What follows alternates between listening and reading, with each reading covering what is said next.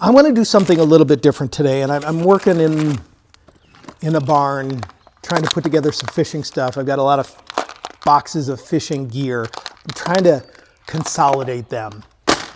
But this isn't about fishing. I want to have a conversation.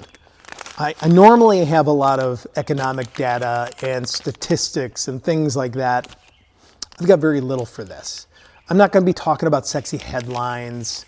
There's no big financial disruptions. I just want to have an honest, sincere conversation. The kind of conversation that I wish other people would have had with me at different points in my life.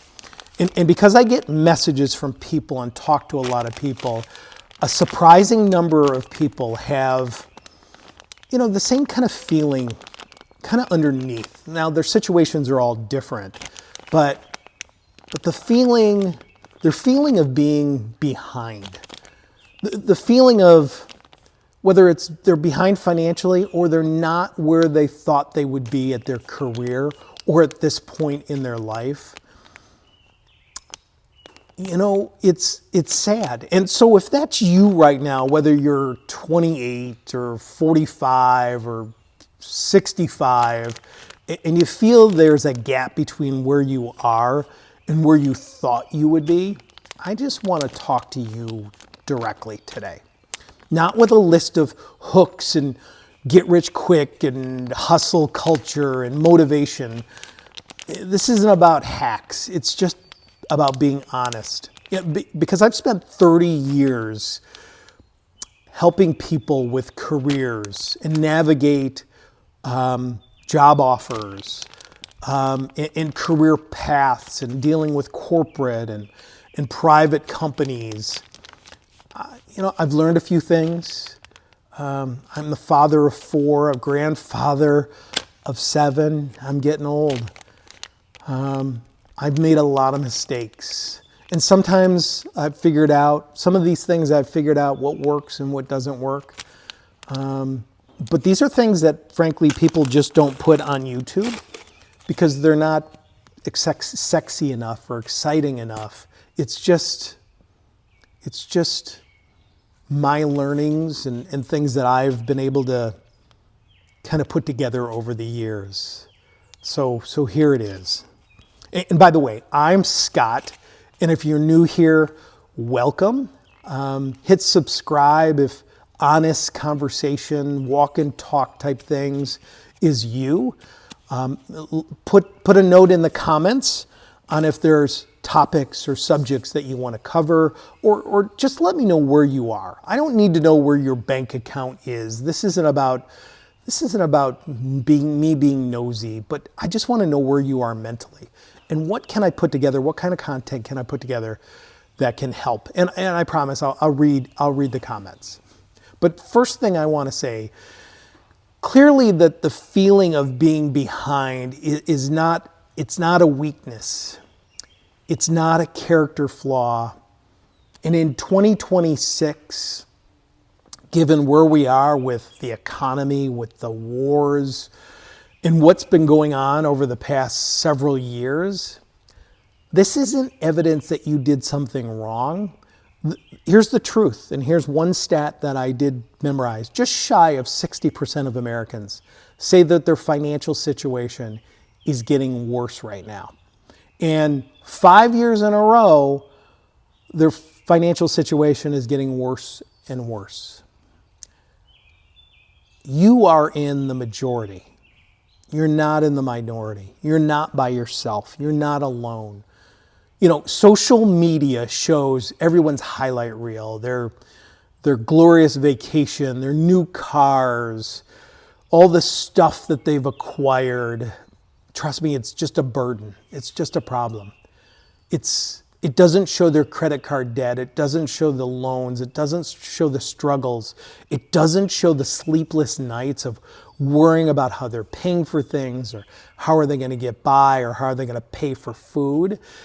So the truth is, you are not as alone as it feels.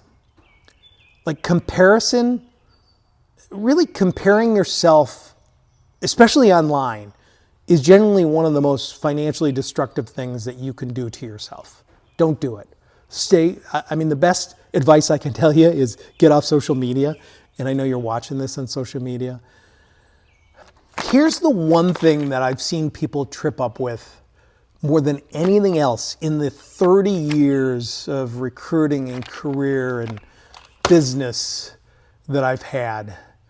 And it's more than just bad investments. It's more than not earning enough money.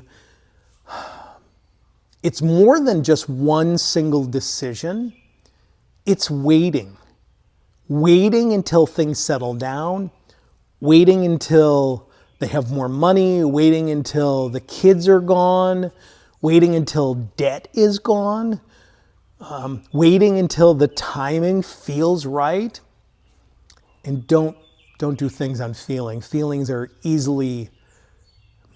your feelings can be easily misled. People will abuse your feelings. Feeling is a bad direction to go. Really, it's just waiting until things are just perfect moment. And, people say, I'm going to wait until I make more money, or I'm going to wait until I start saving more money. I'm going to wait until I get out of debt. I'll invest when things calm down. And people that built stability, almost all of them started before they were ready at all. They really started small. A lot of them started in a one-car garage. This isn't a good example. This is a big barn. But a lot of them started tiny. And they weren't ready. They weren't prepared. But here's the one thing that they did. They made a decision and they kept going forward. They started small. They started totally making mistakes along the way, totally imperfect about everything that they did, but they started and they kept going. The truth is the person that puts away $50 a month at age 35 will dramatically be in a better situation than someone who starts at 55, tries to put away a little bit money. Waiting for the perfect moment is just a recipe for disaster. I've never ever, here's one thing in all the years I've been in business and dealt with owners and founders of companies and people who have sold companies. I've never once heard any of these people say, I wish I waited longer. Really, never. That's never been the case. That's never been the answer. Nobody's ever said, gee, I wish I would have just waited a little bit longer. So what actually works? These aren't flashy tips. They're just unsexy things that make a big difference. First, focus on income before expenses. Cutting cost matters. If your income isn't enough to cover what you have in life, you can't cut anything left. If the math doesn't work, the math doesn't work. Ask yourself, what could you do without? What could you do to save a couple dollars? Not get that coffee, not spend things on Netflix. I cut out Netflix. First of all, prices kept going up. And for me, Netflix kept going woke, which I didn't agree with. And Netflix sucks my time. And that's the one thing I'm never going to get back is my time. And I can put together another video on what I'm doing with my time now. I'm actually doing a lot of reading. Yeah, this is the guy here that never read much. And I can go into what I've read and how much I've read and how much it's changed my life and my outlook on things. But cutting costs, even little things like Netflix add up. Like that adds up to a lot of money at the end of the year. What would you do to add another $300, $500 to your bank account every month? There are probably things you can do to do that. Okay, the second, what's your actual number? What does it cost you? And I'm supposed to be working and I'm not. What does it actually cost you to live? Each month, what are your expenses? What are your costs for everything? Write it down. And this is the only way knowledge is power. When you know what you're spending, you then realize, what am I spending it on? And then you could be critical of yourself on what you're buying, what you're spending. Could you get it less expensive, and do you really need it? And once you have a handle on the facts, your own life facts of what it costs you to live and I know sometimes we don't want to know these things, but I don't know anybody successful that's made a lot of money that doesn't have a handle on what their expenses are. And any company that we go to work for is going to know what you and I cost them, what everything costs. And here we are as regular Joes, going blindly into life, not knowing what our monthly expenses are. Like, we just don't know. And remember that one thing that I heard years ago is your expenses, your way of life is a math problem. And math problems have solutions. Okay, and third, it's just one step at a time. Do things one step at a time. You don't need a whole plan. Don't try and fix everything at once.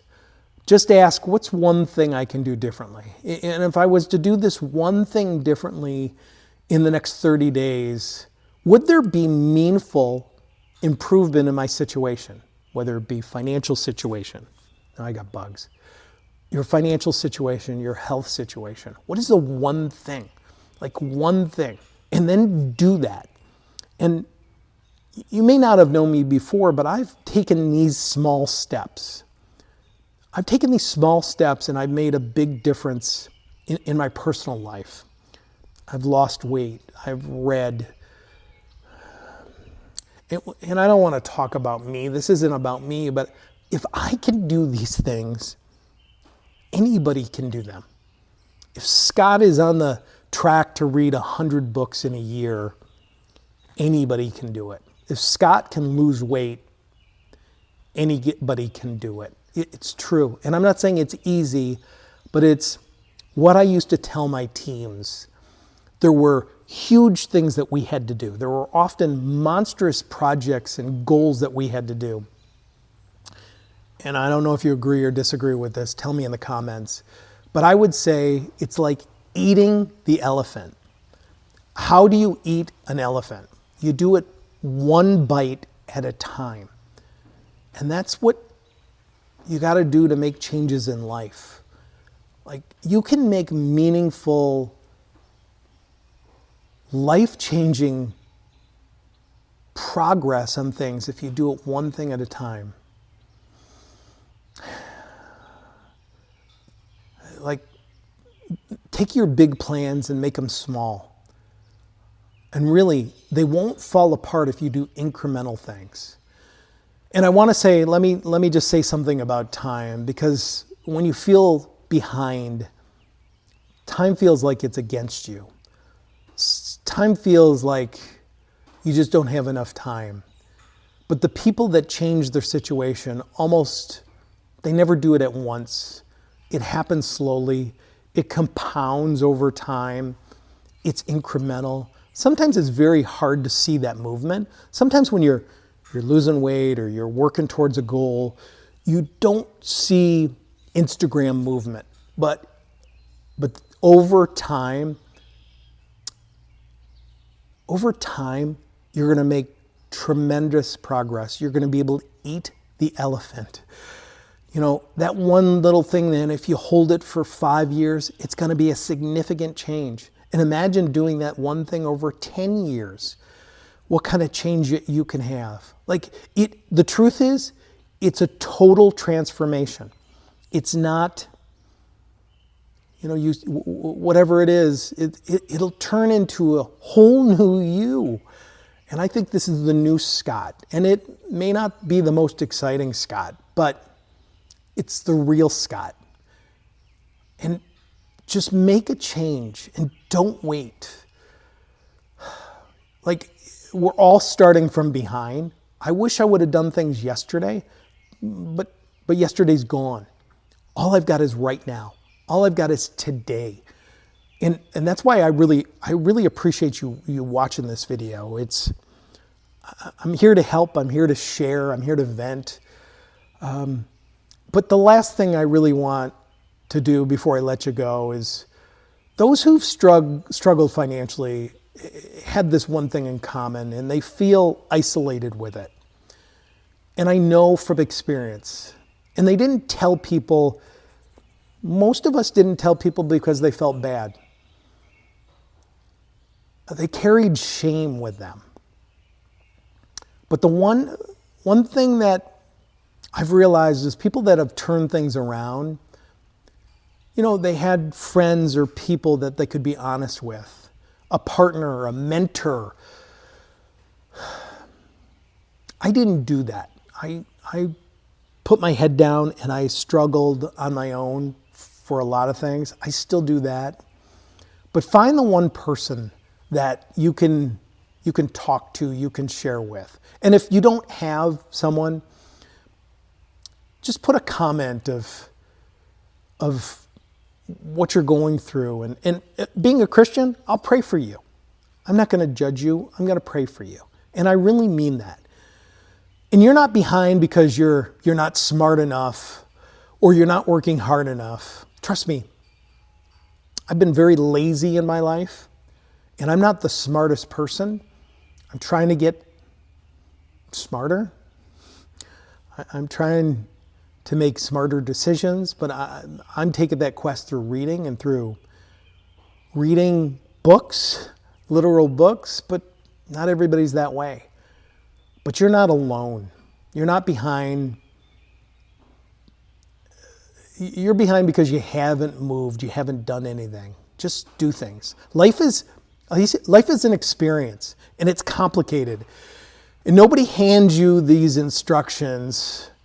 And we all kind of struggle through things, but we don't have to struggle by ourselves.